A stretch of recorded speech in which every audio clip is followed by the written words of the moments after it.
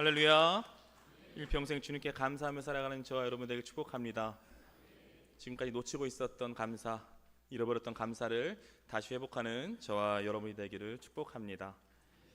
오늘 추수감사 주일 앞에 현수막이 있죠. 모든 것이 감사, 그럼에도 감사. 날마다 감사하며 살아가야 할 줄로 믿습니다. 추수감사절뿐만이 아니라 추수감사절을 지나서도 매일매일 감사를 절대로 놓치지 않는 저와 여러분이 되길 축복합니다. 추수감사절을 그 유래를 찾아보면요, 이 성경적으로는 하나님께서 제정하신 수장절에 두고 있습니다. 수장절은 추수를 마치고 추수한 것들을 창고에 다 모아드리는 거예요. 다 모아들여서 그 풍성한 결실을 맺게 해주신 하나님께 감사하는 절기, 그게 바로 수장절입니다. 그것이 바로 추수감사절의 성경적인 근거라는 거죠. 그런데 더 나아가서 추수감사절은 교회사적으로 유래가 있습니다. 교회사적으로 추수감사절의 유래는 뭐냐? 그것은 바로 영국의 청교도들의 이야기로 거슬러 올라가는데요, 1620년에 102명의 인원이 영국 청교도들이 그 신앙에 박해져 그 신앙으로 인한, 믿음으로 인한 고난과 핍박을 피해서 메이플러워라는 그 배를 타고 신앙의 박해를 피해 자유를 찾아서 신대륙으로 떠납니다. 그것이 바로 지금의 미국 땅이죠. 그것을 떠나요. 그런데 신대륙에서 기다리고 있는 것은 어떤 신앙의 자유, 어떤 행복이 아니라, 낙원이 아니라 자연의 혹독함이었어요. 자신의 지역에서는 경험해보지 못한 그 혹독함이 자신 앞에 닥쳐왔다는 거죠. 그러니까 북아메리카는 식량이 없는 거예요. 너무나 춥습니다. 더 나아가 경험해보지 못한 질병들이 그곳에 있는 거예요. 그래서 102명이 되는 인원이 신앙의 자유를 찾아서 떠났지만 결국에는 44명이 죽게 됩니다. 그래서 58명만이 남게 되죠. 그러니까 어떻게든 살아남아야 되는 거잖아요. 그래서 그 낯선 땅에 살아가기 위해 그 나머진 절반의 사람들은요, 새로운 삶을 위해서 보리를 심고요, 밀을 심습니다. 먹고 살아야 되니까 그런 걸 행하죠. 그런데 날씨와 토양이 그 영국의 청교도하고 너무 다른 거예요. 날씨가 너무 다릅니다. 그래서 다 실패로 돌아가게 되죠. 그런데 바로 그때 나타난 게 누구냐? 미국의 아메리카 인디언들을 만나게 되죠. 그래서 인디언들의 도움을 받아서 옥수수를 재배하는 방법을 전수받게 됩니다. 그래서 아주 혹독한 겨울, 정말 이겨내지 못할 것만 같았던, 정말 그 자리에서 다 죽을 것만 같았던 혹독한 겨울을 이겨내게 된다라는 거죠. 그리고 바로 이런 고난과 역경을 이겨내고 직접 재배한 그 옥수수와 들에 뛰어놀던 칠면조를 잡아서 구워놓고 감사 예배를 드리게 된 게 바로 지금의 추수감사절의 교회사적인 유래라는 거예요. 결국 성경적으로 보든 교회사적으로 보든 추수감사절의 핵심은 감사라는 겁니다. 감사예요.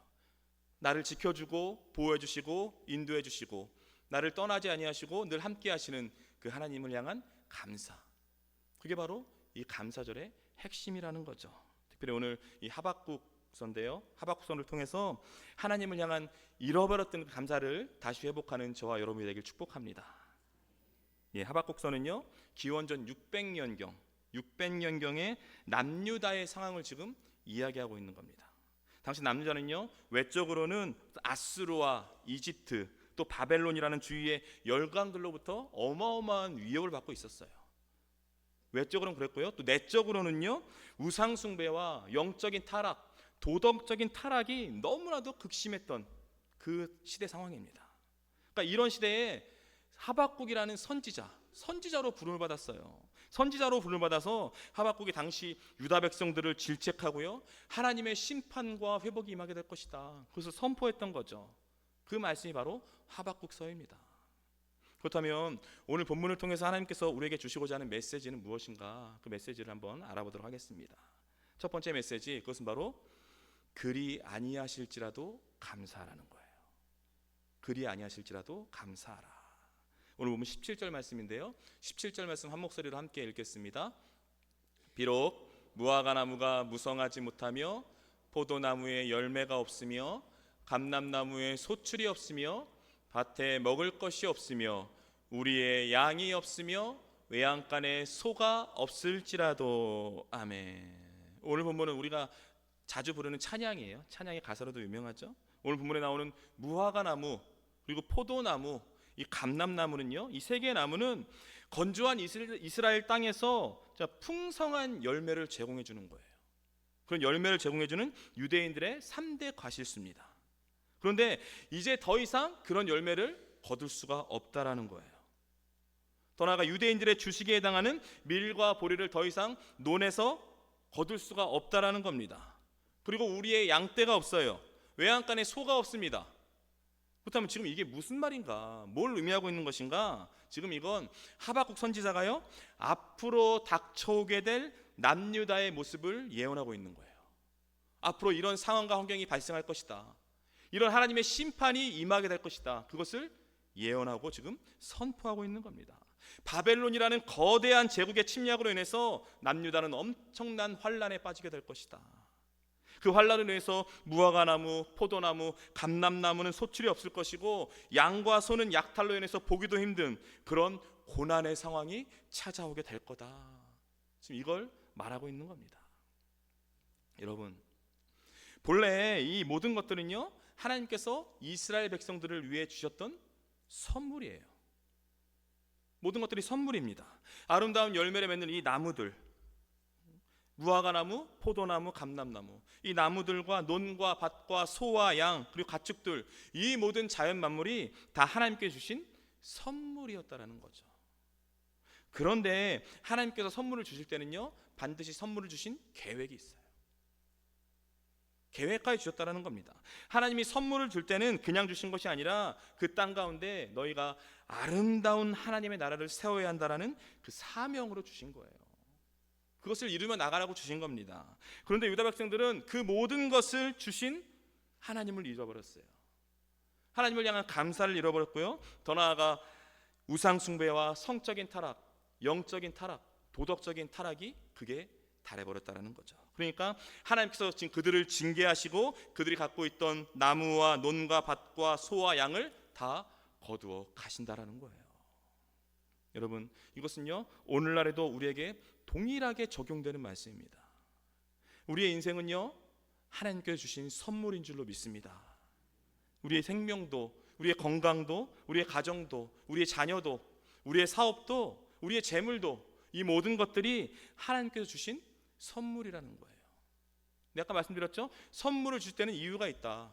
계획이 있다라는 거예요. 왜 이 선물을 주셨나? 이 선물을 통해서 이 땅 가운데 아름다운 하나님 나라를 만들어 가라고, 그러라고 우리에게 주신 거예요. 그런데 똑같습니다. 이런 하나님의 뜻을 저버리고 하나님을 놓치고 하나님에 대한 감사를 잊어버리고 오직 돈과 쾌락과 세상의 성공만을 위해 우상으로 삼고 살아간다면 남유다 백성들하고 똑같은 거죠. 남유다 백성들처럼 하나님께서 우리에게 그 선물을 거두어 가실 때가 올 거예요. 반드시 올 겁니다. 즉 뭐냐면 하박국의 고백처럼 가정의 어려움, 경제적인 어려움, 건강의 어려움으로 인해서 고난과 환난을 당할 때가 반드시 우리에게도 찾아올 거라는 거예요. 그렇다면 이렇게 하나님의 징계와 심판이 갑작스럽게 임해서 개개인의 사업에 아무런 소출을 거둘 수가 없고 더 이상 내가 누리던 것들을 누릴 수가 없게 되면, 삶의 기쁨들이 완전히 끊어지는 그때가 온다면 여러분은 어떻게 반응하시겠습니까? 어떤 반응을 보이시겠습니까? 그렇다면 과연 하박국은 어떤 반응을 보였나? 오늘 본문 18절 말씀인데요, 18절 말씀 한 목소리로 함께 읽겠습니다. 나는 여호와로 말미암아 즐거워하며 나의 구원의 하나님으로 말미암아 기뻐하리로다. 아멘. 나의 구원의 하나님으로 말미암아 기뻐하리로다. 이 말의 뜻은 뭐냐면 나는 구원의 하나님을 기뻐하겠습니다.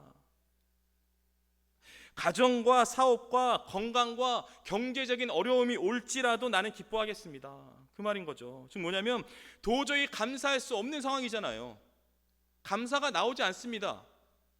그러나 감사할 수 없는 상황일지라도 나는 하나님으로 인해 감사하겠습니다. 지금 하박국이 이런 고백을 올려드리고 있는 거예요. 이 하박국의 고백이 저와 여러분의 평생의 고백이 되길 주님의 이름으로 축복합니다. 여러분, 이것은요, 하나님이 주시는 구원을 기뻐하신다는 게 아니에요. 하나님이 주는 구원을 기뻐하는 게 아니라 구원을 주시는 하나님을 기뻐한다고 했습니다. 우리가 말씀을 정확히 봐야죠. 나는 여호와로 말미암아 즐거워하며 나의 구원의 하나님으로 말미암아 기뻐하리로다. 하나님이 구원을 주셨기 때문에 기뻐하는 게 아니라 구원을 베풀어 주시는 그 하나님 때문에 기뻐한다. 하나님으로 인해 기뻐하는 거죠. 뭐 이게 이 말이 같은 말 아닌가? 아니요. 차원이 다른 거예요. 완전 다른 말입니다. 가령 이런 거죠. 하나님이 내게 어떤 필요를 공급해 주시니까, 하나님이 나에게 도움을 주시니까, 내 기도에 응답해 주시니까, 어떤 위기에서 나를 건져 주시니까 감사하겠다는 게 아니에요.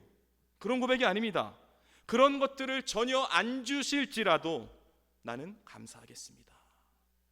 그렇게 해주시지 않았을지라도, 그리 아니하실지라도 오직 하나님 한 분으로 인해서 나는 감사하겠습니다. 이 고백을 올려드리고 있는 거죠. 사랑하는 여러분, 우리는 믿음의 사람이잖아요. 그렇다면 여러분, 믿음의 본질이 무엇입니까? 믿음의 본질. 믿음의 본질은요, 하나님의 약속을 믿는 것을 넘어서서 약속의 하나님을 믿는 거예요. 그게 바로 본질입니다. 뭐 그 얘기가 그 얘기 아니냐? 아니요, 이건 완전히 다른 얘기죠. 하나님의 은혜를 바라보느냐, 은혜의 하나님을 바라보느냐, 이건 다른 겁니다. 여러분, 이런 거죠. 어린 자녀들이 아버지가 이렇게 선물을 갖고 들어가잖아요. 아버지가 선물을 갖고 집에 들어갈 때 아버지 손에 들려있는 선물을 바라보느냐, 아니면 선물을 들고 들어오는 아버지를 바라보느냐, 이건요 믿음의 차원이 완전 다른 겁니다. 여러분, 내가 원하는 선물을 하나님께서 허락하신다면 너무나 감사한 거죠. 감사한 겁니다. 그러나 내가 원하는 그 선물을 하나님께서 주시지 않는다고 할지라도, 아니 더 나아가 이전에 나에게 주셨던 그 선물을 다 거두어 가신다고 할지라도 여전히 하나님은 은혜의 하나님이십니다. 하나님은 구원의 하나님이십니다. 그러게 나는 그 하나님께 감사하겠습니다. 이 고백이 바로 하박국의 고백이라는 거죠. 여러분, 오늘날 한번 보십시오. 오늘날 우리는요 감사를 잃어버린 시대를 살고 있어요. 아니, 이 시대는요 그냥 본능적으로 나오는 감사에 그냥 다 익숙해져 있다라는 거죠. 예를 들어 내가 응답받은 후에 하는 감사는요 본능인 거예요. 당연한 겁니다. 감사하지 못할 사람이 없죠. 하나님께서 위기를 모면하게 하시고 도움을 주었을 때 나오는 감사는요 본능적으로 당연히 하는 감사입니다. 당연히 나오는 거죠. 그러나 진짜 감사는요, 내가 응답받고 감사하는 게 아니라, 내 문제가 해결돼서 감사하는 게 아니라, 내 문제가 해결되지 않았을지라도, 하나님께서 나를 도와주지 않았을지라도, 그리 아니하실지라도 나는 오직 주 여호와 하나님 한 분으로 인해서 기뻐하고 감사하겠습니다. 이것이야말로 참된 감사, 진짜 감사인 줄로 믿습니다. 바로 이런 차원의 감사를 올려드려야 한다는 거예요. 우리가 이런 차원의 신앙인이 되어야 한다는 겁니다. 이런 차원의 감사를 드릴 수 있으면 우리 삶이요 완전히 달라지는 거예요. 우리 삶이 완전히 뒤집어지는 겁니다. 왜냐하면 어떤 사건의 결과로 인해서 감사하는 게 아니라 하나님 한 분으로 인해서 감사하는 사람은요, 하나님과 동행하는 매일매일의 삶 가운데 감사하지 않을 게 없기 때문이에요. 그렇잖아요. 하나님으로 인해서 감사하는 거예요. 어떤 사건이 아니라. 그러니까 하나님과 매일매일 동행하는 그 삶이 감사가 흘러나올 수밖에 없는 삶인 거죠. 차원이 다른 거예요. 그러니까 이런 삶 가운데 놀라운 일이 벌어지는 거죠. 보세요 여러분, 우리가 삼시세끼 밥을 굶지 않고 먹을 수 있는 것 얼마나 감사합니까? 오늘도 이렇게 예배하고 찬양할 수 있는 것 너무나 감사하죠. 정말 자유롭고 경제적으로 윤택한 나라에 사는 것 너무 감사합니다. 사랑하는 가족들과 함께 나누고 함께 식사를 하고 함께 이야기를 나눌 수 있는 것 너무나도 감사한 거죠. 이 모든 게 당연한 게 아니고 하나님이 주신 선물인 줄로 믿습니다. 그러니까 매일매일이 살아가는 모든 순간이 감사한 거예요. 하나님으로 인해 감사하는 사람은 하나님과 동행하는 그 365일이 매일 감사한 거죠. 그리고 이렇게 매 순간 감사함으로 살아가는 삶 가운데 아주 어마어마한 놀라운 일이 벌어진다는 겁니다. 그게 뭐냐? 시편 100편 4절 말씀인데요, 시편 100편 4절 말씀 한 목소리로 함께 읽겠습니다. 감사함으로 그의 문에 들어가며 찬송함으로 그의 궁정에 들어가서 그에게 감사하며 그의 이름을 송축할지어다. 아멘. 오늘 본문을 보면 감사함으로 그의 문에 들어가며 이렇게 말씀하고 있어요. 여기서 그의 문이 뭡니까? 그의 문? 하늘 문이에요. 감사함으로 하늘의 문을 들어간다는 거예요. 결국 뭐냐? 감사할 때 뭐예요? 저 하늘 문이 열리는 줄로 믿습니다. 하늘문이 열려서 그 하늘문으로 들어간다는 거예요. 즉 뭐냐면 우리 삶 가운데 하늘문이 열리고 기적이 일어나는 비결이 있는데 그게 뭐냐? 바로 감사인 줄로 믿습니다. 이 감사가 어마어마한 능력이 있는 거죠. 힘이 있는 거예요. 여러분, 하늘문이 열리면요 지옥의 문이 닫히는 거예요. 여러분, 하늘문이 열리면 어둠의 문이 닫히는 겁니다. 어둠은 사라지고 하늘문이 열려서 하늘의 놀라운 일들이 우리 삶 가운데 일어나게 되는 거죠. 결국 뭐냐면 하늘문이 열릴 때요 이때까지 우리 가정을 괴롭히던 그 어둠의 세력들이 다 떠나가게 되는 줄로 믿습니다. 하늘문이 열릴 때 지금까지 우리의 자녀들을 사로잡고 있던 그 어둠의 권세가 다 무너지게 되는 줄로 믿습니다. 이처럼 하늘문이 열릴 때 놀라운 회복과 승리가 주어지게 되는 거예요. 엄청난 일이 일어나게 되는 거죠. 그런데 그 하늘문이 열리는 비결이 뭐냐? 그게 바로 감사라는 거예요. 감사가 하늘문을 연다라는 겁니다. 감사함으로 그 문에 들어갈 수 있다라는 거예요. 결국 뭐냐면 우리 삶의 승리를 가져다주는 가장 강력한 무기, 그것은 바로 감사인 줄로 믿습니다. 그러니까 여러분, 바라옵기는요 모든 일에 모든 순간에 감사하며 살아가십시오. 내 기도가 응답되지 않을지라도, 내 병이 치유되지 않았을지라도, 비록 내 꿈과 소원이 이루어지지 않았을지라도, 그리 아니하실지라도 감사하세요. 그래서 날마다 여러분의 영혼을 불평과 원망과 두려움과 걱정이 아니라 감사로 차곡차곡 쌓아 나가십시오. 그러면요 오늘도 놀라운 구원의 역사를 이루어 가시는 그 하나님으로 말미암아 우리 삶 가운데 감사의 사건들이 차고 넘치게 될 줄로 믿습니다. 부디 모든 순간에 그리 아니하실지라도 감사하는 저와 여러분이 되길 축복합니다. 오늘 본문을 통해서 하나님께서 우리에게 주시고자 하는 메시지는 과연 무엇인가? 두 번째 메시지는요 바로 미리 감사하라는 거예요. 미리 감사를 선포하라는 겁니다. 오늘 본문 19절 말씀인데요 19절 말씀 한 목소리로 함께 읽겠습니다. 주 여호와는 나의 힘이시라. 나의 발을 사슴과 같게 하사 나를 나의 높은 곳으로 다니게 하시리로다. 이 노래는 지휘하는 사람을 위하여 내 수금에 맞춘 것이니라. 아멘. 하박국이 지금 이런 감사의 고백을 드릴 수 있었던 그 이유에 대해서 지금 말하고 있는 거예요. 그 이유는 뭔가? 그 이유는 바로 주 여호와는 나의 힘이시기 때문에. 이게 바로 이유라는 거죠. 물질이 나의 힘이 아니고, 지위와 명예가 나의 힘이 아니고, 내 인생의 열매, 내 인생의 업적이 이런 게 내 힘이 아니라는 거예요. 그렇다면 그 무엇이 나에게 힘이 되는 것인가? 오직 여호와 하나님 한 분만이 우리에게 힘이 되시는 줄로 믿습니다. 이 믿음의 고백이 있어야 한다는 거죠. 사랑하는 여러분, 오늘도 우리 삶에는 너무나도 어려운 일들이 많이 벌어지고 있습니다. 암담한 일들, 암울한 일들이 너무나 많이 벌어지고 있다는 거죠. 몇 년째 회복될 기미는 보이지 않고요, 빠져나올 수 없는 늪에 빠져버린 것처럼 수많은 문제와 어려움들이 우리 앞에 놓여 있다는 거예요. 그러나 여러분, 너무 걱정하지 마십시오. 걱정하지 마세요. 여러분의 미래를 너무나 암울하게 바라보지만 마세요. 우리에게는요 힘이 되시는 하나님이 함께하고 계시는 줄로 믿습니다. 주 여호와는 나의 힘이시라. 주 여호와는 나의 힘이시라. 이 믿음의 고백으로 나아갈 때 주님께서 우리 삶 가운데 하루하루를 살아갈 수 있는, 하루하루를 버티고 능히 이겨낼 수 있는 그 힘과 능력을 부어주실 줄로 믿습니다. 그럼 19절 말씀 보면 나의 발을 사슴과 같게 하사 나를 나의 높은 곳으로 다니게 하시리로다. 지금 이렇게 말씀하고 있어요. 갑자기 지금 이 표현이 왜 나왔는가? 이 무슨 말인가? 나의 발을 사슴과 같게 하실 것이다. 나를 나의 높은 곳으로 다니게 하실 것이다. 갑자기 이 표현이 왜 드러난 것인가? 왜냐면요 유대인들은요 지금 이 표현이 무엇인지를 너무나 잘 알고 있어요. 우리는 좀 생뚱맞은 이야기처럼 들리는데 유대인들은 이 글을 읽을 때 너무나 잘 알고 있던 거예요. 왜냐하면 지금 이것은요 유대 광야의 모습을 지금 보여주고 있는 것이기 때문이에요.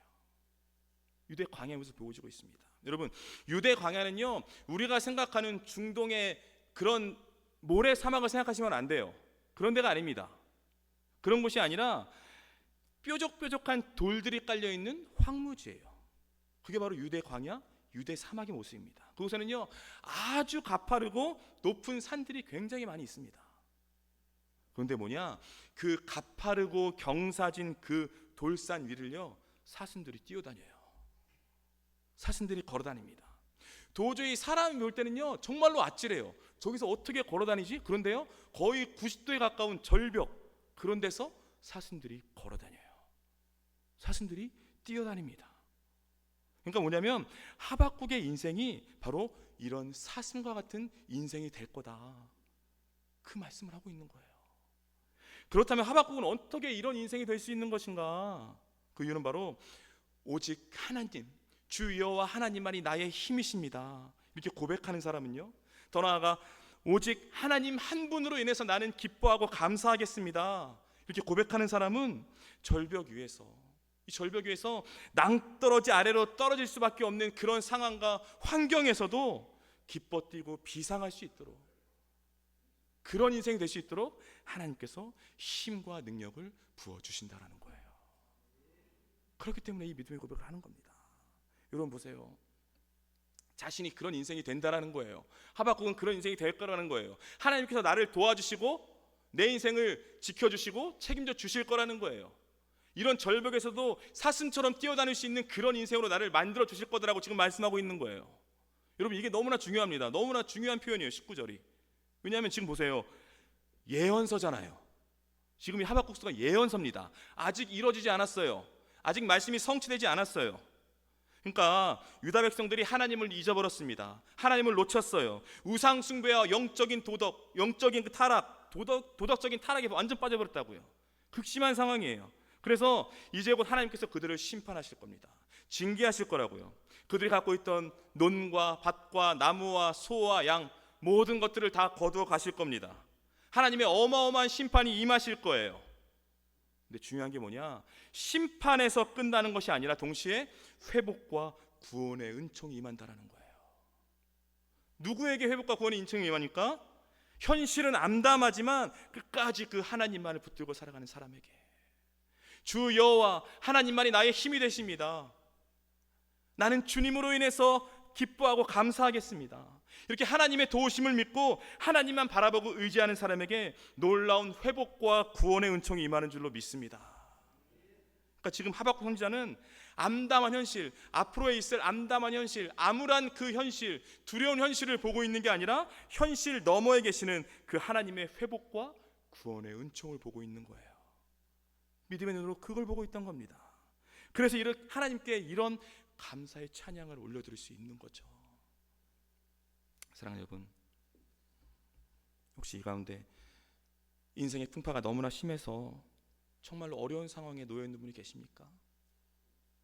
올 한 해 정말 넘어가기 힘들 것 같다, 올 한 해 넘기기가 힘들 정도로 그렇게 어려운 가정들, 기업들이 있으십니까? 바라옵기는요, 절대로 낙심하지 마십시오. 절대 포기하지 마세요. 비록 지금 현실이 너무나도 암울하고 너무나도 힘들다고 할지라도 미래도 그러라는 법은 없어요. 미래도 그러라는 법은 없는 거예요. 우리 바라보기는요, 지금 이 시간 믿음의 눈으로 여러분의 회복된 미래를 바라보십시오. 하나님의 구원의 은총, 회복의 은총이 임해서 완전히 새롭게 바꿔놓으신 그 미래를 바라보세요. 그리고 미리 감사를 선포하십시오. 미리 선포하세요. 미리 감사하셔야 돼요. 미리 감사하십시오. 지금 내 몸이 비록 병들어 있지만 주님의 능력으로 반드시 건강을 되찾을 줄로 믿습니다. 지금 회사가 경제적으로 너무나 힘들지만 예수의 능력으로 반드시 회복될 줄로 믿습니다. 지금 내 자녀가 아직 세상에서 방황하고 있지만 너무나도 힘든 시간을 보내고 있지만 하나님께서 반드시 회복시켜 줄 줄로 믿습니다. 이 모든 일들을 행하시고 이루실 그 하나님께 나는 감사합니다. 나는 감사하겠습니다. 하나님 감사합니다. 이렇게 미리 감사의 선포를 하세요. 아직 내 문제가 해결되지 않았을지라도 여러분의 가정과 여러분의 자녀와 여러분의 일터가 회복되고 하나님께서 축복해 주실 그 미래를 바라보면서 미리 감사하세요. 미리 감사를 선포하세요. 여러분 아까 말씀드렸잖아요. 감사할 때요 하늘문이 열립니다. 여러분 미리 감사할 때 하늘문이 열리고요, 영적인 세계에서는 어마어마한 일이 벌어지는 거예요. 비상 상황이 지금 벌어지는 거예요. 모든 천군 천사가 동원이 돼서요, 우리의 상황과 환경에 역사하시고, 우리 앞길에 만날 사람들에게 역사하시고, 우리가 모르는 사람들도 움직이시고, 우리가 가는 길에 법이 바뀌게 하시고, 우리 앞에 놓여있던 모든 장애물들이 다 제거되는 놀라운 역사와 기적이 일어나게 될 줄로 믿습니다. 결국 뭐냐면 미리 감사하는 건요, 우리가 처한 위기를 뚫고 나가는 그 돌파구가 되는 줄로 믿습니다. 사랑하는 성도 여러분, 바라옵기는요, 지금 여러분을 힘들게 하는, 지긋지긋하게 여러분을 괴롭히는 그 문제 앞에서 불평하지 마시고, 불만하지 마시고, 원망하지 마시고, 두려워하지 마시고, 걱정하지 마시고요, 이제는 기쁜 마음으로 미리 감사하십시오. 감사를 미리 선포하세요. 그러면요, 하늘문이 열리고 감사를 선포하는 그 순간부터 하늘의 천군 천사가 움직일 줄로 믿습니다. 그리고 이 감사의 제목들이 여러분 삶 가운데 현실이 되는 놀라운 기적이 반드시 삶 가운데 성취될 줄로 믿습니다. 우리 부디 바라옵기는요, 힘든 현실과 불투명한 미래를 놓고 걱정하는 것이 아니라, 불평하는 것이 아니라, 믿음으로 내일의 축복을 바라보고 미리 감사의 고백을 올려드리는 저와 여러분의 인생이 되길 주님의 이름으로 축복합니다.